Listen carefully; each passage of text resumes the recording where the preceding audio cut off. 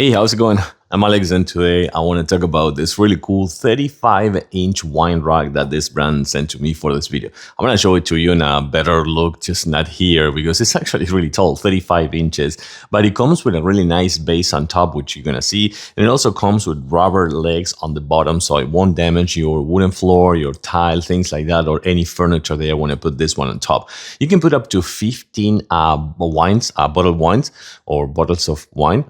You can put up to 15 in this one, but I really like that they are actually slanted, because that is how it's supposed to be. They're supposed to be slanted, so that is really cool that they thought about that. The assembly process is going to take you 15 minutes, no more than that, I swear. Let's actually take a closer look so you can see it better. Okay, so here's what I was just telling you before. You can actually put something in here if you want. You can put some other decorations. You can put a mini bar if you also want. You can put some more bottles, but I think this is really cool just to have a place for a nice decoration, right? You can put some candles, you can put some statues, you can put something that you're going to use like the glasses, or something that you're going to use for serving that one.